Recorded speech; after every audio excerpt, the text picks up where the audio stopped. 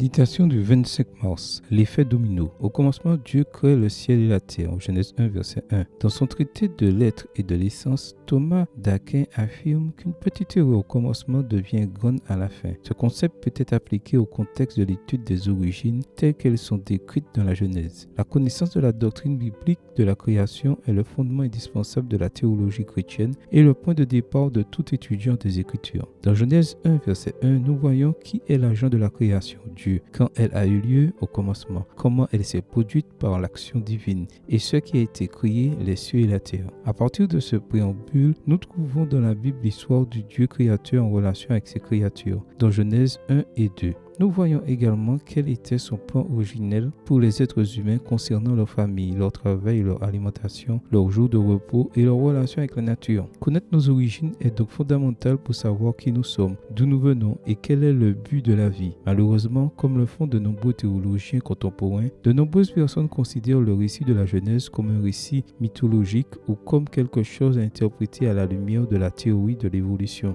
Les adeptes de l'évolution théiste et du créationnisme progressif tentent par exemple d'harmoniser le récit de la Genèse avec la théorie cosmologique de Charles Darwin. Mais cette union est défectueuse car elle viole le texte sacré et minimise la toute-puissance divine. La Bible dit, car il dit et la chose arrive, il ordonne et elle existe. Psaume 33, verset 9. Si nous n'acceptons pas ce texte et d'autres comme des récits littéraux, nous courons le risque d'allégoriser le reste de l'écriture, créant ainsi un effet domino désastreux. Après tout, si nous sommes dans un processus d'évolution, pourquoi le jugement ou le retour de Jésus? Nous risquons de relativiser la capacité de Dieu à guérir les malades, à ressusciter les morts et à accomplir la promesse des nouveaux cieux et de la nouvelle terre. La phrase de Thomas d'Aquin est vraie, mais elle s'est retournée contre lui en mélangeant la théologie biblique et la philosophie grecque. Il a pratiquement nié la création en tant que récit historique, produisant une réaction en chaîne dans la tradition chrétienne. Cela devrait nous alerter sur la manière dont nous comprenons l'étude des origines. Sans les fondations, l'édifice de la foi s'écroule. Amen. Bonne journée à toi et que le Seigneur te bénisse.